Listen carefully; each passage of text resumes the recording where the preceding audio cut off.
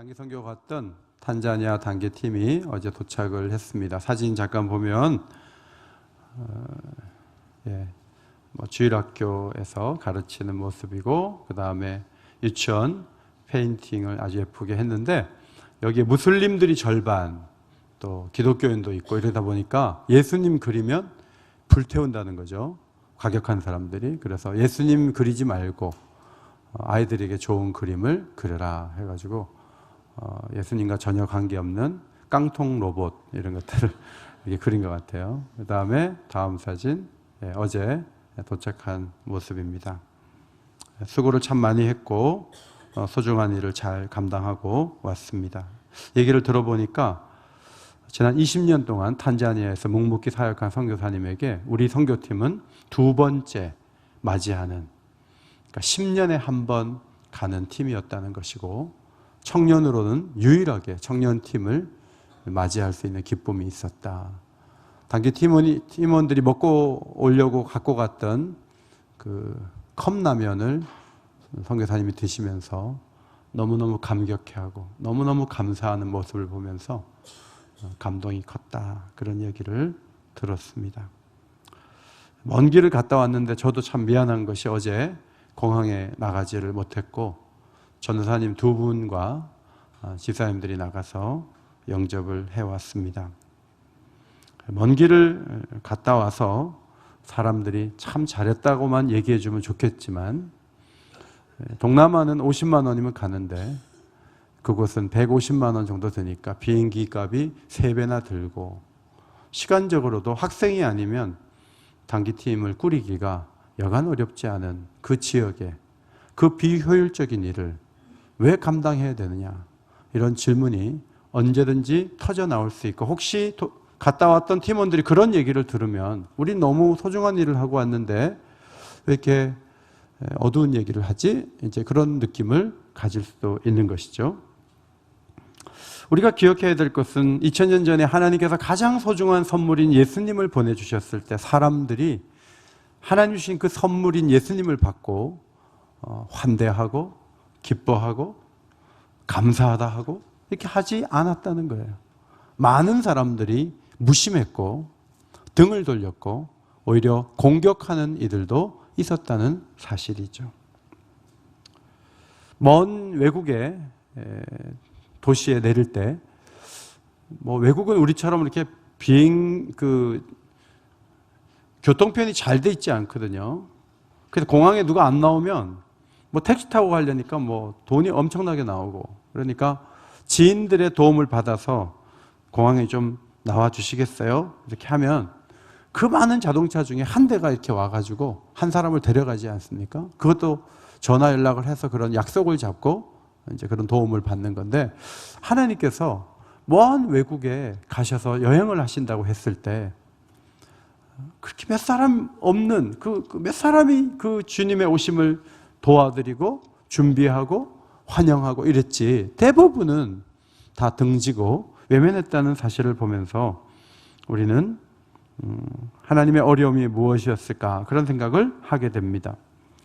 먼저 하나님께서 의로운 사람 요셉에게 다가오셨죠. 19절 말씀, 1장 19절, 그의 남편 요셉은 의로운 사람이라. 자, 이 의로운 사람의 첫 번째 행동이 뭐냐면, 자기가 정혼했던 여자가 임신한 사실을 알고 조용히 끊고자 했다 하는 것이죠. 대부분의 남자들은 자기가 사귀는 여자가 갑자기 임신을 했다고 하면 조용히 끊는 방법보다는 그 여자를 다시 만나서 꼬치꼬치 물으면서 고통을 주는 방법을 선택을 합니다. 사실 남의 아이를 뵀는데 무슨 설명을 듣는다고 해서 어떤 이해를 할 수 있겠습니까? 요셉은 조용히 관계를 끊으려고 했는데 그날 밤에 주의 사자가 꿈에 나타나서 이런 말씀을 하셨어요. 20절 말씀, 다윗의 자손 요셉아, 내 아내 마리아 데려오기를 무서워하지 말라. 그에게 잉태된 자는 성령으로 된 것이라. 아들을 낳으면 이름을 예수라고 해라. 아버지가 이름 지을 기회도 없는 거죠. 요셉 편에서는 굉장히 황당하고 힘든 상황이었지만 하나님 편에서 생각해 보면 가장 큰 선물인 아들을 세상에 보내시는데 모두가 황당해하고 힘겨워하고 어려워하는 거죠. 그래서 하나하나를 설득시키는 거예요. 공항에 좀 나오라고 연락을 했어요. 집사님 우리 교회에서 20년 계셨죠? 제가 그 도시에 갑니다. 그러면 대부분 집사님들 나와주시죠. 그런데 어떤 분이 목사님 우리 먹고 사느라고 바쁘고 저는 지금 딴 교회 나가요. 제가 왜 나가야 돼요? 뭐 이렇게 나오는 사람을 막 설득해가지고 겨우 한 사람 나와서 그 사람 차를 타고 갈 때 그 기분이 별로 안 좋았을 텐데 하나님도 그런 입장이셨어요. 정말 하나하나 설득을 하셔야 했습니다. 놀라운 것은 이 조용한 사람 요셉, 의인 요셉이 주의 사자의 이야기를 꿈에 그런 얘기 들었지만 현실은 절대 내 그 여자 데리고 올 수 없어. 나 기분 나쁘게 살 마음이 없어. 이렇게 할 수도 있지만 주의 사자의 분부대로 행하여 마리아 아내를 데려왔죠. 아들을 낳기까지 동침하지 않았습니다. 아들을 낳음에 그 이름을 예수라고 그대로 지었습니다. 요셉은 철저한 순종을 보여주었습니다. 요셉은 자기 표현을 잘하는 인물이 아니었습니다. 우리 가운데는 표현력이 좋은 분이 계시고 자기 표현을 조금 숨기는 분이 계십니다. 요셉은 MBTI에서 E 계열이 아니라 I 계열이에요. 내면적인 사람이에요. 혼자 있을 때 에너지가 생기는 사람일 수 있어요. 이런 사람의 장점은 순종의 과정이 조용히 진행되는 거죠. 어떤 사람은 말을 많이 하면서 많은 시간을 필요로 하면서 서서히 하나님 뜻으로 접근해 가지만 요셉은 그냥 한 번의 꿈에 나타난 말씀을 그대로 받았어요. 요셉은 굉장히 특별한 인물이었습니다. 요셉이 참 훌륭하다, 탁월하다 이런 생각도 하지만 요셉이 누굽니까? 마태복음 1장에 나타난 대로 아브라함부터 다윗까지 14대, 그리고 바벨론으로 이거할 때까지 14대, 이거한 이후부터 14대에 걸쳐서 하나님이 준비한 42대에 걸쳐서 나타난 인물이 요셉이 아니에요? 그러니까 하나님이 아주 특별한 사람을 준비했고 그 사람은 조용한 의인이었다 하는 것입니다. 요셉은 주의 사자의 현몽한 대로 애굽으로 피하는 길을 묵묵히 걸어갔습니다. 애굽에서 어느 정도의 시간을 보냈는데 지도를 보시면요, 요셉이 간 길이 이렇게 나오거든요. 이것만 연구해갖고 여기다가 곳곳에 요셉의 가족이 살았던 곳에 예배당을 짓고 수도원을 지어가지고 애굽 여행을 할 때 이것을 다 돌아보려면 굉장히 오래 걸리는데 도대체 여기서 몇 년을 산 거야? 했을 때 요셉이 최장 3년 6개월 살았다는 학설이 제일 적합한 것으로 받아들여진다는 거예요. 요셉은 상당한 시간을 애굽에서 보냈던 것입니다. 요셉은 그렇게 살다가 또 올라가라 그러면 말없이 나사렛으로 또 올라가는 것이죠. 여러분, 누구나 자기 표현을 어느 정도는 하며 살지 않습니까? 세례요한의 아버지 사가랴가 반열대로 성전에 갔을 때 향단 옆에서 천사가 나타났어요. 내 아내 엘리사벳이 아기를 갖게 될 것이고 주의 길을 예비하는 자가 될 것이고 그 이름을 요한이라 하라. 이런 말씀을 쭉 들으니까 우리 부부가 늦게 아기를 갖는다고요? 너무 감사합니다. 이러지 않았어요. 요셉의 그 사가랴의 반응을 누가복음 1장 18절 앞에 보시고 한번 읽겠습니다. 시작. 내가 이것을 어떻게 알리요? 내가 늙고 아내도 나이가 많으니이다. 아니, 우리 아내가 나이가 많은데요? 지금 뭐 될 얘기를 하세요? 이런 반응을 보였어요. 그러니까 천사가 이렇게 얘기했어요. 너 아이 날 때까지 말을 못하게 될 거다. 하나의 벌을 주신 거죠. 우리 나름대로는 합당한 얘기라고 쏟아내는데 하나님 보시기에는 하나님이 하는 일에 대해서 인간의 반응을 보여? 믿음으로 반응하지 않고 그게 맞아? 이러면서 하나님은 너 말 못해. 이렇게 하신 거죠. 마리아는 성령으로 잉태하게 될 것이라는 천사 가브리엘의 이야기를 듣고 이런 반응을 보였죠. 나는 남자를 알지 못하니 어찌 이 일이 있으리까. 모두가 이 순종할 때 한마디는 하고 순종을 하거든요. 요셉은 그런 표현이 없는 거예요. 모세는요, 하나님 앞에 5번 말대답하다가 하나님이 진노를 바라니까 죽을까 봐 애굽으로 갔어요. 대부분의 사람들은 자기의 논리를 펴요. 하나님 앞에서도 펴요. 아닌 건 아니라고 말을 해야 될 거 아닙니까? 여러분, 요셉은요, 하라는 대로 하잖아요. 임신한 아내를 데려와라, 데려오잖아요. 아들의 이름을 예수라 하라, 예수라 짓잖아요. 애굽으로 내려가라 하면 내려가잖아요. 올라오라 하면 올라오잖아요. 요셉은요, 겨우 힘겹게 할 수 없어서 억지로 시간을 끌며 갈등하면서 움직인 모습이 없어요. 그래서 의인이에요. 여러분, 이런 의인을 어떻게 생각하십니까? 요셉이 자기 표현을 잘하는 사람이라고 생각해 봅시다. 아니, 결혼도 하기 전에 애벤 여자를 데리고 오라고요? 그런 여자하고 살라고요? 그럼 제 인생은 뭐가 됩니까? 인류를 구원하는 거 좋지만 남의 가정을 하나를 이렇게 초라하게 만들고 꼭 구원하셔야 되는 거예요? 다 협조하겠는데 집 하나라도 지어놓고 하세요. 양육 환경을 이렇게 만들어 놓고 어떻게 예수를 키우라고 하는 거예요? 애굽으로 내려가라, 나사렛으로 올라가라. 지금 뭐 하는 겁니까? 여러분, 이런 말을 안 했어요. 저는 이것이 중요한 의인의 덕목이구나. 원로 목사님 돌아가신 지 1년이 돼서 교회에서 예배 드렸으면 했지만 우리 사모님 가족들이 교회 패기치고 싶지 않습니다. 집으로 와서 예배하십시오 해서 목사님 두 분과 함께 가서 예배를 드렸어요. 그때 이 본문을 나눴는데 돌아가면서 우리 원로 목사님이 어떤 분인가 한번 얘기해 볼까요? 하고 얘기를 쭉 하는데 사모님이 그런 말씀을 하세요. 너무 표현을 안 하셨다는 거죠. 그런데 장례식 때 그리고 그 이후에 보니까 현재 노회장도요, 억울한 일로 면직당할 상황에서 원로 목사님이 막았어요. 그래서 그 목사님이 성장해가지고 지금 노회장이에요. 그분이 와갖고 장례식 때 그 얘기를 하는 거예요. 말은 없는데 돌아가시고 나니까 그 손길과 그 섬김이 얼마나 풍성한지. 제가 원로 목사님을 생각하면서 그렇게 사는 게 더 좋은 삶이구나. 말은 많이 하는데 하나하나 시비를 다 따지는데 헌신하는 걸 보면 말만 많구나. 그런 사람으로 남기가 너무 쉬운 세상을 우리가 살고 있지 않습니까? 그러나 우리 교회는 원로 목사님이 30여 년 목회했기 때문에 표현이 적고 행동을 더 잘하려고 애쓰고 그런 교인들이 많은 것은 하나님의 축복이죠. 여러분, 하나님께서 예수님께 집을 지어주지 않았고요, 뭐 대단한 환경을 마련해 주지 않아서 도대체 하늘에 계신 하나님은 자기 아들에 대해서 관심이 있는 분이신가? 도대체 무슨 지원을 했는가? 이제 그런 생각을 우리가 하게 되는데요. 하나님의 배려를 잘 보시면 좋은 아버지 밑에 예수님이 자라게 하신 거죠. 신앙의 어머니 밑에 자라게 하신 거예요. 이것이 빌딩을 지어놓고 사람을 키우는 것보다 훨씬 더 위대한 하나님의 축복이라는 거죠.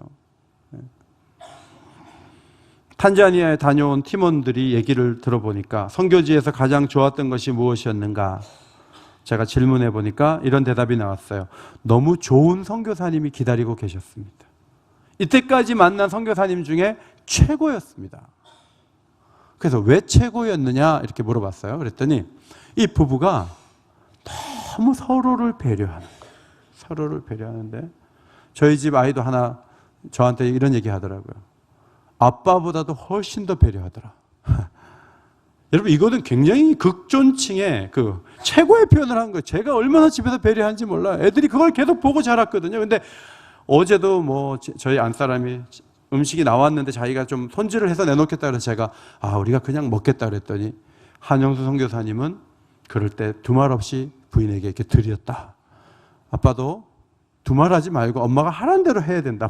이렇게 얘기를 할 정도로 이 부부가 최선을 다하고 존중하고 사랑하는 모습을 10일 동안 이렇게 보여줬다는 거예요. 그래서 너무 감동을 받았다는 거예요. 여러분, 선교 갔는데요, 부부가 관계가 안 좋고 막 비난하고 그런 거 보는 일도 많아요. 선교한다고 하면서 부부관계가 안 좋으면 얼마나 안 좋겠어요. 근데 이 부부는 굉장히 좋았다. 그런 얘기를 하고, 너무나 몇 끼니 잘 먹여줬는데 먹는 만큼 일을 시켰다 하는 거죠. 그래가지고 아침 6시에 일어나서 집에 숙소에 오면 8시, 그러니까 12시간을 일을 시키는 거예요. 근데 일만 시키지 않고 선교사님이 옆에 같이 일을 하는 거예요. 자기도 힘들진데 운전해 와서 1시간 먼저 일어나서 1시간 늦게 주무실 텐데 최선을 다해서 본이 되어지는 곁에 계신 선교사님을 봤다는 거죠. 그래서 이번에 최고의 선물은 한용승 선교사님 부부를 만난 것이었다. 이제 그런 대답을 들었어요. 성도 여러분, 여러분에게 최고의 선물도 하나님 말씀에 순종하는 사람이 곁에 있는 것, 그것이 우리의 최고의 선물인 줄 믿습니다. 그게 우리의 최고의 선물이에요. 불순종하는 사람들은요, 선물이 아니에요. 순종하면 좋은 선물이에요. 예수님은 말씀에 순종하는 아버지 곁에서 자라심으로 하나님의 지원을 받으신 거죠. 이것이 하나님이 예수님을 향해서 배려하신 방식이었습니다. 2장에서는 요셉 다음에 거론된 인물이 한 명 나오는데 헤롯입니다. 헤롯 대왕으로 알려져서, 헤롯이 여러 명이에요. 이 왕위를 나타내는 말이 돼서 헤롯 왕, 그 가문이 다 헤롯이라고 불려져서 성경에 여러 명의 헤롯이 나옵니다. 이 사람은 헤롯 대왕으로 구별해서 이야기를 하는데, 이 사람이 젊었을 때 아버지가 꽤 높은 지위에 있으면서 어떤 권한을 줬는데 갈릴리 지역의 산적을 진압하고 어떤 장악 능력, 정치력을 인정을 받아서 로마 원로 회의에서 이 사람을 유대인의 왕이라는 칭호를 부여했어요. 그래서 이 사람은 자기가 유대인의 유일한 왕이라고 생각하고 있었던 것이죠. 이 사람은 사마리아를 재건하고 황제 이름을 따라 세바스테라고 사마리아 지역 이름을 개명을 했고, 외국 도시 아테네까지 가서 건축을 하고 지중해 연안에 트라스토 타워를 건축해서 거기에 항구를 만든 다음에 황제의 권위를 높이는 의미에서 가이사라라고 이름을 부르게 했습니다. 곳곳에 요새를 짓고 예루살렘 서쪽에 자신의 궁전을 짓고 성전 북서쪽에 안토니 요새를 개축했는데, 이 사람은 건축을 많이 했는데 특별히 건축한 것이 뭐냐 하면 성전 재건축이었어요. 성전을 하루 이틀이 아니고요, 지금도 100년 이상 성당 가운데 보수하는 곳이 있잖아요. 이분도 수십 년 동안 그 성전이 재건축되어서 이스라엘의 영광을 볼 수 있도록 유대인들의 환심을 사기 위해서 노력하면서 뒤로는 이교도들이 원하는 신전을 또 세웠어요. 건축도 잘하고 정치력도 대단한데, 이분의 약점이 뭐냐면 자식들이 많다 보니까, 아내가 많다 보니까 집안 싸움이 많았다는 거죠. 그래서 미리암네라는 그 아내가 있는데, 그 아내의 아들은 로마에 가서 양육을 받았고, 이복 자녀들 간의 시기 다툼이 너무너무 많았는데, 시간이 흐른 후에 BC 7년경에 이복 아들들이 아버지 자리를 노린다 하여 아들들을 대거 처형을 했어요. 그래서 장남이 남았는데, 장남도 주전 4년에 자신의 왕위를 노린다 해가지고 그 장남을 처형을 했습니다. 이름이 안디바라는 아들이 죽임을 당했습니다. 그 즈음에 동방박사가 찾아온 거예요. 찾아와가지고 별을 따라서 유대인의 왕이 나신, 자기가 유대인의 왕인데 유대인의 왕으로 나실 리가, 별을 보니까 있다는 거죠. 어디서 나겠느냐고 묻게 되었습니다. 그러니까 2살 아래는 다 죽이는 거예요. 처음에는 화를 내지 않죠. 정치력이 있으니까 처음에는 웃는 거죠. 그리고 가서 잘 경배하고 별이 언제 나타났냐고 자세히 물은 다음에 돌아올 때 얘기하면 우리도 가서 경배하겠다고 얘기를 해주고, 어디서 나는지를 대제사장들과 서기관들을 모아서 성경을 찾아주면서 베들레헴이라고 얘기까지 해주는 친절을 보이지만, 뒤로는 이걸 죽여서 없애야 되겠다 하고 살육의 계획을 잡는 거죠. 아주 이기적인 왕이었어요. 그러니까 사도 마태가 처음에 요셉을 보여주면서 조용히 순종하는 사람, 떠벌리기를 좋아하고 건축물 많이 세우고 자신의 대단함을 드러내면서도 자기 아들까지 처형시켰던 그 헤롯, 이 두 사람을 대조적으로 우리 앞에 보여주고 있는 것입니다. 헤롯은 그렇게 오래 가지 않았습니다. 33년 통치를 끝으로 하나님의 심판을 받아 죽었습니다. 그래서 마태복음 2장 19절에 이렇게 나오죠. 2장 19절, 헤롯이 죽은 후에, 헤롯이 죽었단 말이에요. 예수를 죽이려 했던 헤롯이 먼저 죽었어요. 헤롯은 왜 죽이려고 했습니까?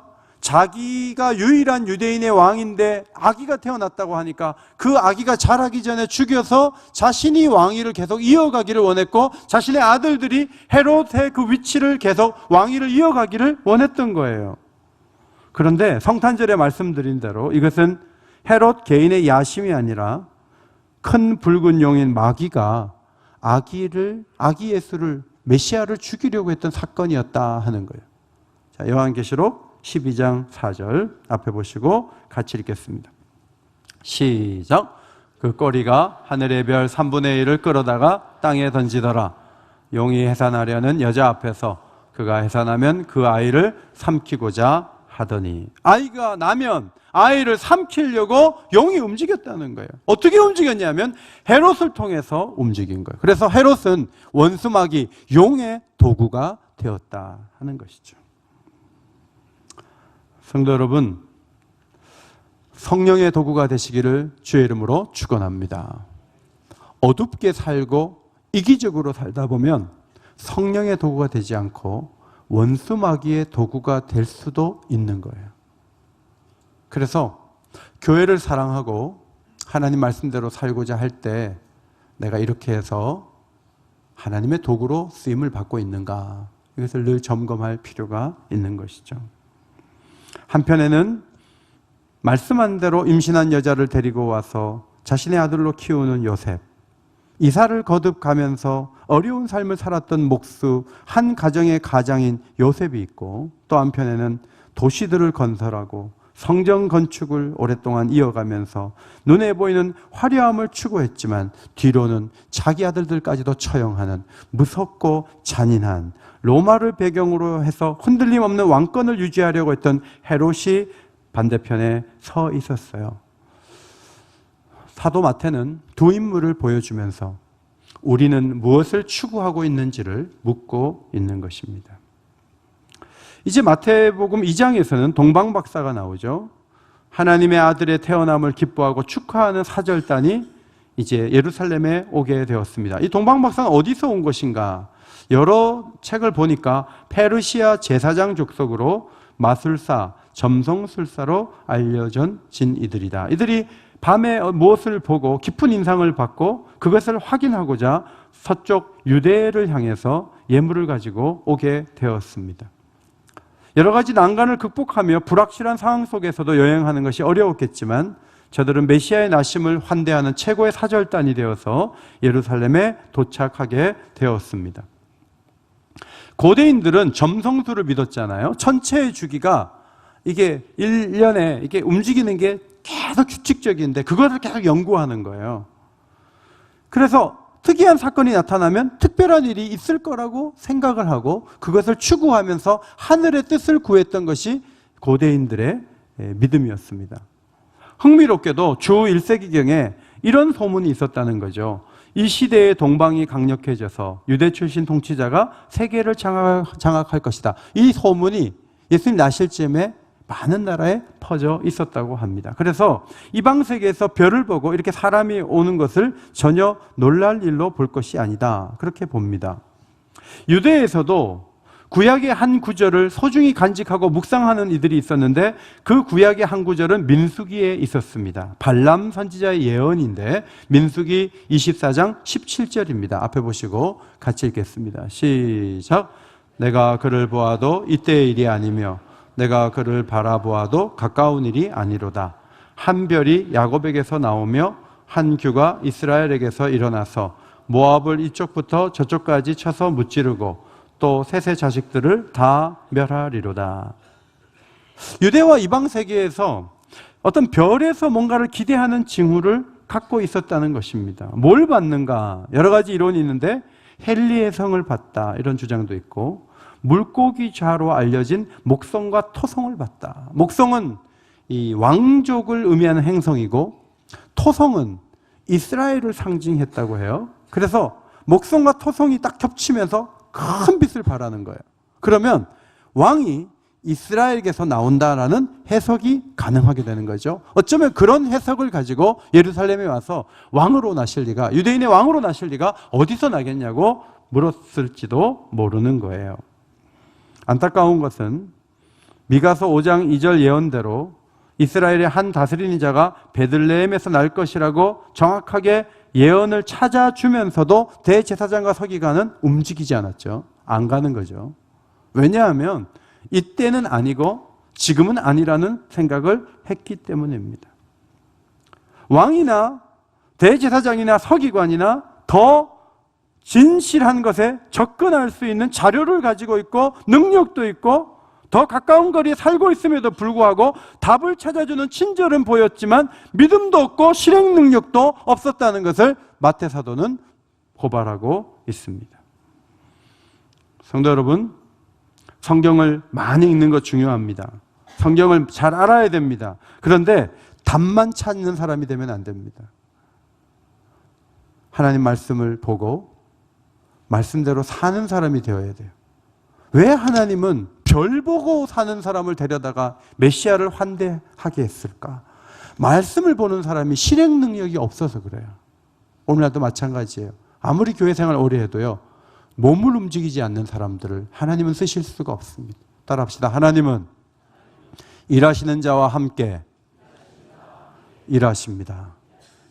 일을 안 하면요, 하나님은 어떻게 할 수가 없어요. 그래서 멀리 있는 사람을 부르는 거죠. 그들은 별을 따라가다가 악이 있는 곳에 머물자 크게 기뻐하면서 보배합을 열어서 3가지 예물을 드렸어요. 따라합시다. 황금.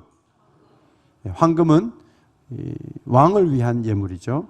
왕에게 걸맞은 선물이에요. 2번째는 유향. 유황이라고 하는 분 안 돼요.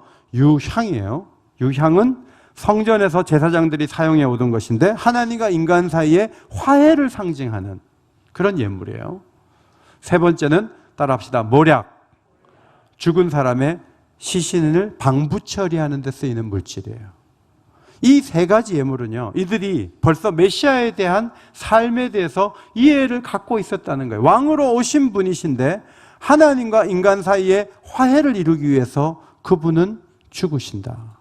그것이 이 예물 속에 담겨 있는 정신인데 그렇게 이끌어 오신 분이 하나님이시죠. 말씀을 정리합니다. 하나님께서는 조용한 의인 요셉을 통해서 이 세상에 태어난 메시아를 환대하게 하셨습니다. 남이 아기를 갖게 한 그런 여자를 데려서 키워야 되고 이사를 거듭 가야 하며 힘든 시간을 보냈지만 자기 표현을 최대한 절제했던 요셉. 그가 바로 하나님이 준비하신 의인이었죠. 우리 시대는 이의제기를 잘하는 사람이 능한 사람이고 똑똑한 사람입니다. 저도 웬만하면 이의제기를 잘 안 하는데 아이패드를 쓰는데 연결선이 잘 안 돼서 너무 힘들었어요. 키보드가 또 가격이 좀 비싸고 그래가지고 전화도 하고 서비스 센터도 가고 많이 노력을 했더니 30% 깎아주면서 나중에 새로 살 수 있을 때 쿠폰을 하나 주더라고요. 그래서 내가 노력한 것에 비해서 적은 걸 받았지만 참 어렵구나 이제 그런 생각을 했지만 그런 것을 잘하는 사람일수록 이 시대를 잘 살아갈 수 있다는 생각이 들어요. 근데 그런 관점에서 요셉을 볼 때는 이 사람이 현대에 갖다 놓으면 도대체 살 수 있는 사람인가? 그렇게 조용하게 하라는 대로 다 해가지고 되겠는가? 이제 그런 우려가 들면서 요셉을 닮아야 하는가? 요셉의 간 길을 가야 되는가? 이제 그런 생각을 하게 되죠. 어제 나이지리아로 우리 이재혁 선교사님이 떠나시는데 아침에 저에게 이메일을 보내셨어요. 간단하게 선교지가 얼마나 어려운지 아니까 약간 겁이 납니다. 그러나 한 구절의 말씀을 붙잡고 저희는 떠납니다. 너무 잘 아는 말씀, 히브리서 11장 6절 말씀을 딱 하나 보내고 가셨어요. 믿음이 없이는 하나님을 기쁘시게 못하나니.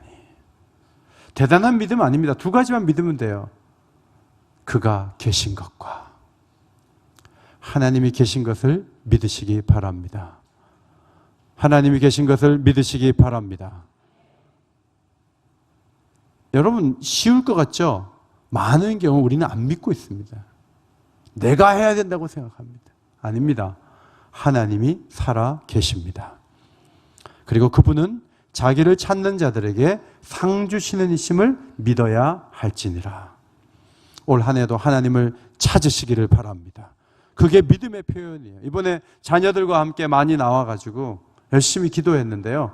올 한 해도 하나님께 신뢰하고 하나님을 의지하고 하나님과 동행하려고 힘을 다하는 믿음의 사람들이 되시기를 주의 이름으로 축원합니다. 요셉의 반대편에는 유능하고 건축도 많이 하고 술수에 능하고 아첨자라는 장기 집권자 헤롯이 있는 거죠. 그 잘못한 거 빼고 고통스러운 거 빼고는요, 현대인의 이미지 속에 성공한 사람에 해당돼요. 의심이 가면 아들들도 죽이는, 원하는 대로 되지 않으면 잠을 이루지 못하는, 결국은 하나님을 공격하는 마귀의 도구가 된 그런 마음의 소유자는 메시아를 환영하고 환대할 수 없었습니다. 헤롯 주변에는 정답을 빨리 찾아주는 종교인들이 있었지만 그들은 베들레헴에 가볼 마음이 없었습니다. 하나님 일에 무관심했습니다. 늘 머릿속으로만 신앙적이었습니다. 그런 인물들은 메시아를 환대할 수 없었습니다. 세례 요한이 바리새인들에게 지적한 대로 속으로 아브라함의 자손이라고 말하지 말라. 회개에 합당한 열매를 맺지 못한다면 하나님은 이 돌들로도 아브라함의 자손이 되게 하실 수 있다. 이 말을 우리는 기억해야 하겠습니다. 성전을 중심으로는 준비가 안 돼 있잖아요.